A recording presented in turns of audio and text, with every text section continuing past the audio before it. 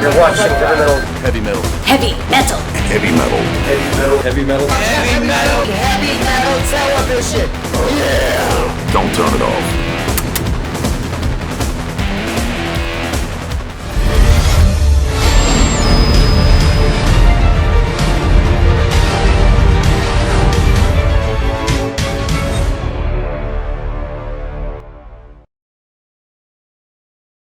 It is Aftershocks right here on Aftershocks TV, and joining us today is just a great guy, a great guitarist. I've interviewed him many times.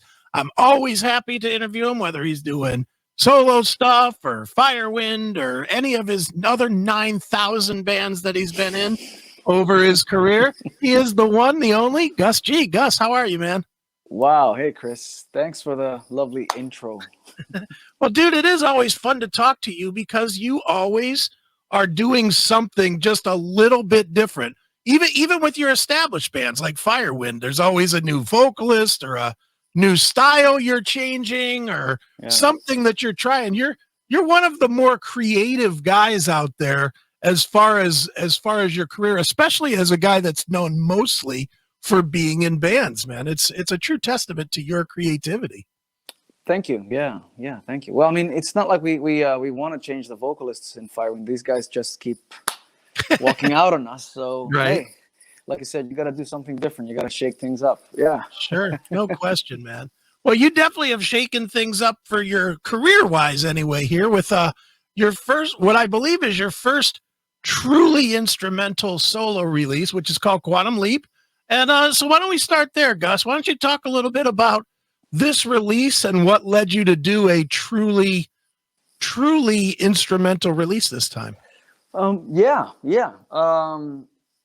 It's the fourth solo album that I've put out overall, and the first, which is all instrumental. That was correct, what you said. But yeah, I think it was something that I've had in mind for a while now. But you know, pre-COVID time, it was just like album tour, and just doing too many things at once, and you know, playing 100 shows a year, and then doing an album every 18 months, and doing all the, you know, managing the band, blah blah blah, all that stuff. Sure. So now I was just stuck at home for a while, and I thought, well, maybe now is the time to really focus on this and do this instrumental album that I've always been thinking about and never really had the balls to do it, you know. So that's what it was, really, man. Yeah. Sure. So I know how you musician guys are. Y'all say you want to be home, and then once you've been home about 3 weeks, you're going crazy. So is that the case with you, that you were at one point you were like, okay, well, everything's canceled. I'm okay to be home for a while. But then you started noodling with your guitar, then you started having ideas, and then it grew from there. That's exactly what happened. To be honest with you, though, I was not really itching to go back out on tour up until recently.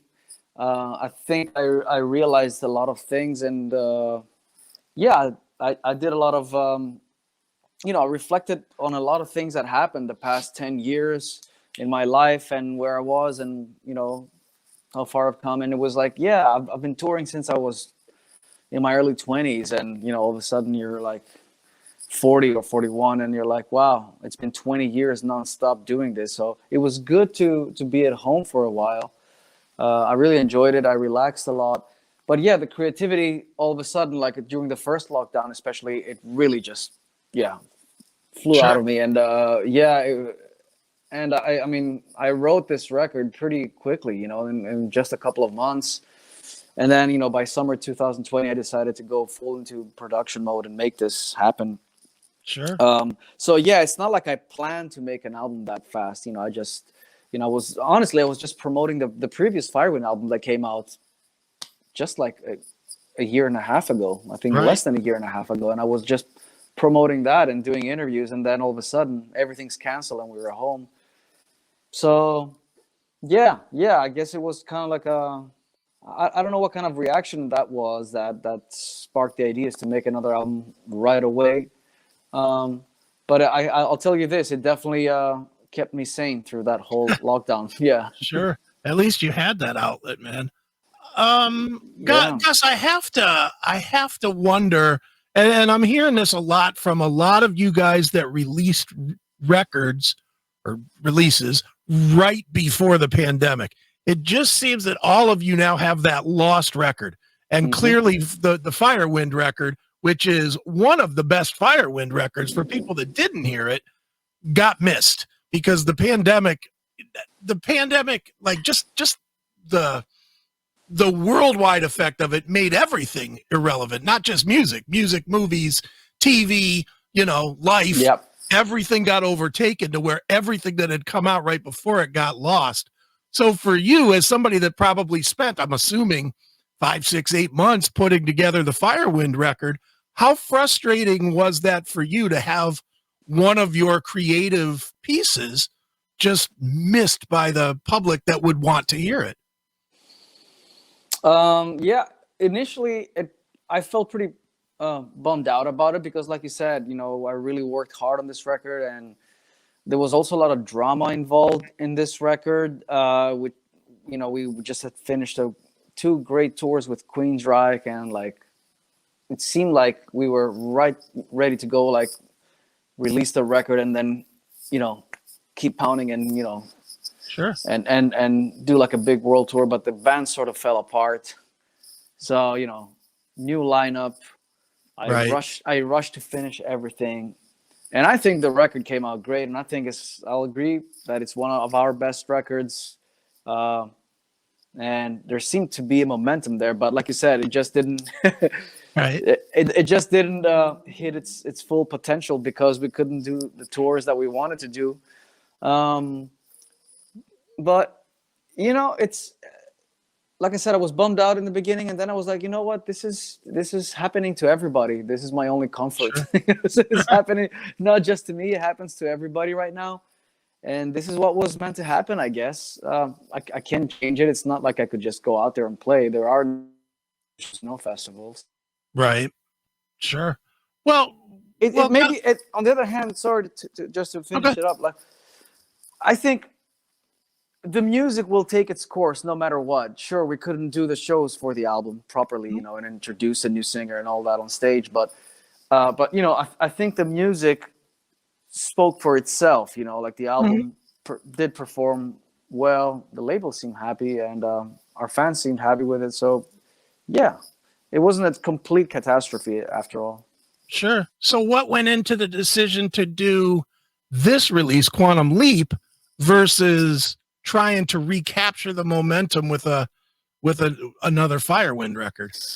I was too tired to just go back into another Firewind production. Okay. I just couldn't do it. I mean, it's this was like album number 9 for Firewind. It's like I really don't see the reason for us to keep putting albums out there every year. Like it's after 9 albums, like it has to be a really special moment when you are you have the right songs and you put it out. That's how I see it anyways nowadays.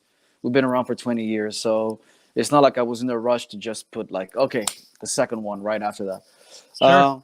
On the other hand, the solo stuff that I do is it's pretty cool for me, and it gives me it's like another platform to experiment and do other stuff. Collaborate with different people, or in this case of Quantum Leap, make a full instrumental record, and that's something that I hadn't done before, and so that seemed exciting to me. Sure. As a writer, how different is it to write without having to leave space more or less for a vocalist? Because obviously, when you write a song for Firewind or whatever, you go into a break that's riffs, that's a riff that the singer can sing over, and then you kind of pick up in the chorus and whatnot. How different was it for you to create music where you kind of had to, you have the riffs, but you also have to kind of act as the vocalist more or less with your guitar? Yeah, you're right. In that sense, it's like, there's all this big space to fill with that, the vocals are not there now to take that space, that leading role. I think that's the most scary part for me. That's why I kind of avoided making a full instrumental record all these years. But, well, I thought, there's so many things that you can do with this. You can have more adventurous arrangements. You can come up with different layers of guitars or sounds. So in that sense, it allowed me to just be creative and experiment a little bit. But the bottom line again is that I want to make songs, Sure. whether they have vocals or not. So I think melody is the key point here. So I think the guitar just took that kind of center stage spot, so to speak, and you know, I think by playing those melodies, and you know, I'm not saying the guitar, I approach the guitar as a vocal, but you know, I wanted to come up with melodies that would stick in somebody's head the minute you listen to it. So I want to think that, you know, there's the musical meaning behind each song, instead of, yeah, let's just do 10 backing tracks and then like one endless solo over it. I wanted to avoid that. That's the record I didn't want to do. So I put a lot of thought into it, actually, you know, and I went back and listened to my favorite Satriani and Steve Vai records and got inspired again and listened with a different from a different perspective. Like, oh, okay, not just like, okay, what was that cool lick that they played? I'm listening to my favorite guitar records as, okay, how did they compose instrumental music? And that was inspiring to go back and do my own thing. Sure. And that, honestly, and the two that you named were the two I was going to name as well as a reference point. That is the thing that I think you captured the most correctly on Quantum Leap. Was, I know you guys that can play, and got, you know, obviously you're a world-class player. You can play anything. You know, you guys all have face the temptation to overplay when you do an instrumental like this. I've listened to the record probably 15 times. There's none of that on this release. It's very, like you said, it's song centric. You can almost picture a vocal kind of filling the spots that you've filled in there, you know, with your guitar. So it's not an overplay super noodle, you know, Malmsteen on crack record at all. It's very song centric, which makes it an absolute great listen. Thank you very much. Yes, I'm glad you feel that way about the record. That's exactly what I wanted to achieve. I mean, there is a lot of intricate guitar parts, you know, if you're a guitar player and want to get into that, but you know, that the point wasn't to just do a lot of noodling around. You know, I wanted to create actual themes and melodies that you can sing, you know, you can sing along to. So yeah, there it is. You know, I'm hoping, I can only hope that people will dig this. You know, you do something and then you put it out in the world, and you just hope that it, you know, some people can connect with that. Right. Do you look at this release as a for Gus record, or do you look at it as a for the population record? Because obviously band records are more for the population, where instrumentals are a lot of times they're very personal. They have personal meanings to you guys that you do or don't share. What is this for you? Good question. I want to say it's a little bit of both, maybe mostly for Gus record, because first of all, I did this record to keep sane during the lockdown. You know, it was definitely what, you know, music saved me through last, you know, what happened last year. That's and also, I don't know, I think maybe that this is going to be the record where maybe in the future people will look back at and go like, oh, if you want to hear like 100% of Gus's abilities and what he can do with the guitar, this is the record. Maybe because, like you say, it's more personal. Like that, there's no co-writes or collaborations with anybody else. You know, it's like all stuff is written and arranged by me, so it's all like my ideas. So it's definitely a very personal record. But you know, with that said, I think, like I said, like I just said before, I think it's a record that it's easily, what's the word? You can digest it. You know, you can listen to it. It's not too scary. You know, like, oh, it's an instrumental guitar record. Oh, let's stay away from that. It's just gonna be a bunch of wanking. You know, so it's. I think, yeah, you know, public can enjoy that as well. I mean, look. There's great examples like that also in rock history. I mean, look at Surfing with the Alien by Satriani. Sure. And that what was to be like an underground type of artist, broke huge with that. And I mean, those songs have been soundtracks to so many TV shows and commercials and whatever, Sure. So there's who's to say that instrumental music doesn't have to be like only super technical and super prog, Mm-hmm. Well, and the interesting thing is, in today's world, showcasing that you can put together something that could be used in a commercial, a movie, TV, whatever, that could be very lucrative for your career going forward, because clearly selling records is not the way to go these days. Yeah, absolutely. Yeah. I mean, I don't know if any of this can be used for stuff like that. I don't really have any insights to that world. Maybe that's something I should look at, but I definitely didn't do this record with that in mind. But I'm just saying that, instrumental music doesn't have to be only this technical stuff that we kind of avoid, unless you're like a musician and you want to get into, crazy playing stuff. Yeah. No question. Well, Gus, I always hear from especially from guitarists that they either have a hard drive or a phone or 10 phones full of riffs. You guys come up with an idea and it's just pick up my phone and boop, and, play it real quick and keep it for later. How many riffs do you have? Where do you have them? And how do you determine where they go? Yeah, I have quite a few as well. I have them both on my phone and my hard drive on my computer. I mean, it's not like endless ideas. It's just enough always to be able to go back in there and revisit them and be like, oh, that always helps me as a starting point when I'm starting a new record or start to get back into songwriting. Because I don't write songs every day, obviously, but whenever I go into that creative time frame, I'll go listen to those older ideas and maybe combine them with newer ideas, or that might just spark just to rewrite something from scratch. So yeah, with that said, yeah, I do have a bunch of stuff, and some stuff like on the phone, obviously, it's just like one guitar and me just playing over the phone. Sure.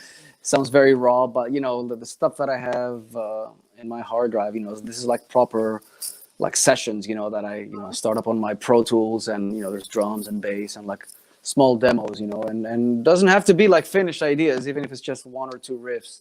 Sure. I mean, that has been very helpful the last 7-8 years. Whenever I've started making records, that helps a lot. Sure. When you're 20 years old, you have, like they say that you write your best record from the beginning of your life till, the first record comes out, because that's all your ideas. And then all of a sudden you have to follow up like a year later, and then you've already spent all your great ideas on the first album. So it's good to keep, storing ideas and stashing ideas somehow, somewhere, Sure. Now, how many of the ideas that you had stored ended up becoming the songs on Quantum Leap? Was it all of them, or is there any completely new compositions, or what? Yeah, there were. It was a combination. There was some older ideas, and then there was stuff that I wrote from scratch. And then there were like ideas where I just pieced stuff together from a couple of old ideas, and then like I had some kind of exercise that I used to do, and kind of like a good example of that is the opening track, Into the Unknown. That's just a song where I had 2 or 3 different tracks, different tempos and things, and somehow I readjusted everything into this piece of music, and somehow it worked. And then, for example, there's like a song like Enigma of Life, which was a brand new track, and I just wrote like in 10 minutes. I just picked up the acoustic, came up with the chords, lay down, and the first melody that I played, that's the one that you hear there. And Nice. So there's like all kinds of things. I mean, writing music can be sometimes so spontaneous, and sometimes it can be kind of painful, because there's these songs that, it takes a while to write them, and you have to find the right idea to put one and one together. I don't know. It's a strange thing, man, writing. Sure, definitely is. Now, real quick, I wanted to ask a question about the second disc, the live disc that is attached, specifically the inclusion of the Dire Straits cover. which I think is one of your personal best rearrangements of a song ever, man. Talk a little bit about that rework, because that is a cool listen. Thanks. Well, actually, that is a show that we played and we recorded in 2018 on my previous album cycle, the Fearless album. And we had recorded a bunch of shows on my European tour. And I think, the show in Budapest came out really good. And my original idea was to put out a live album, even if it was like a limited edition kind of thing, because live albums don't really sell. And but just something for like the really hardcore fans and people that support me. And so we put out like a live in Budapest EP with 4 tracks, and we called it like Part 1. Okay. But then there was never any Part 2. We kind of like forgot about it. Right.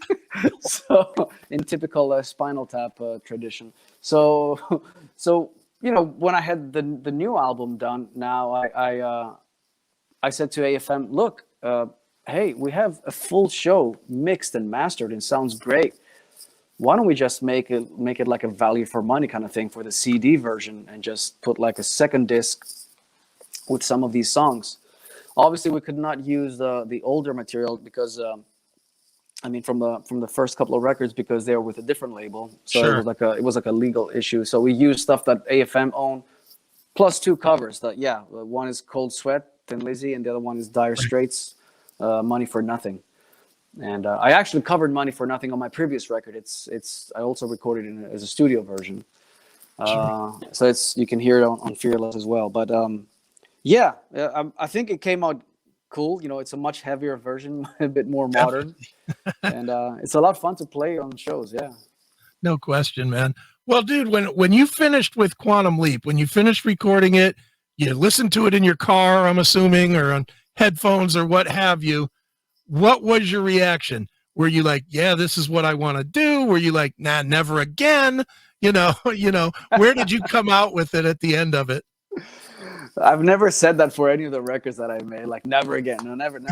I mean, if you don't like if you're not happy with the final outcome, then don't put it out, Sure. And I'll tell you what, also, I made this record without even telling the label I was making it. I just kept writing songs. Yeah, because once you tell people that you're doing this, then there's like the pressure starts. Oh, Sure. when are you ready with this? Oh, when can we have the first single? Or when can we have? So I just did this, just to pass time through lockdown, and kept creative as much as I could. And when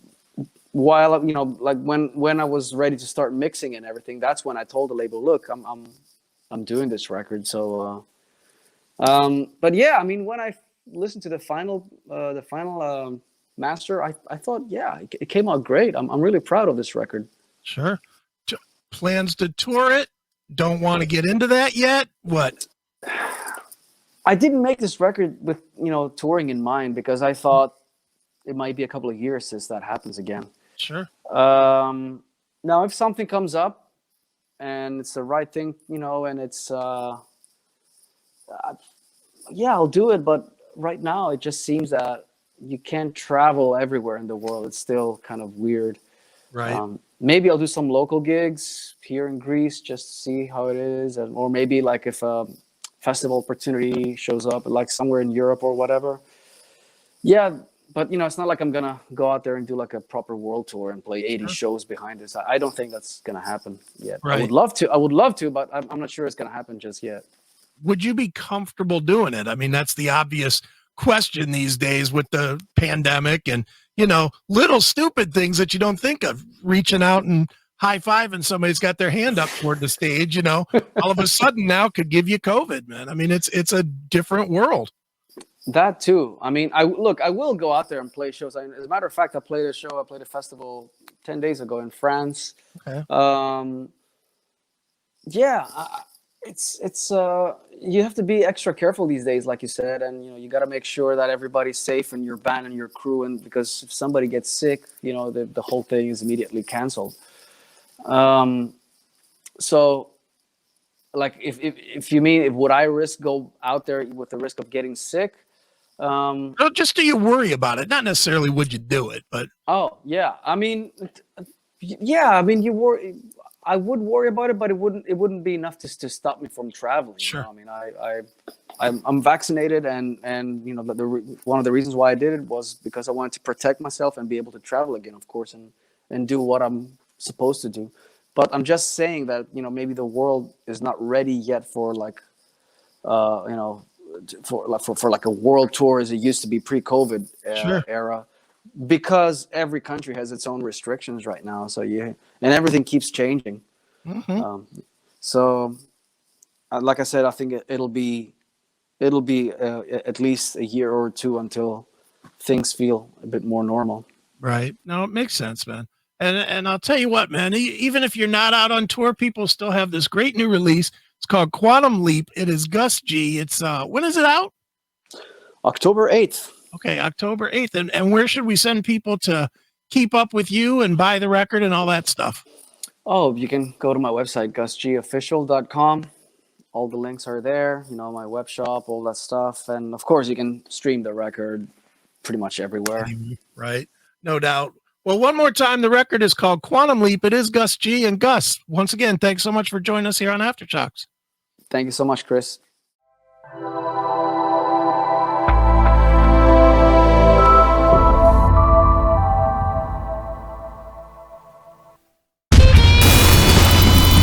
Ditch the dish. Cut the cable. Forget your password. Heavy Metal Television is on.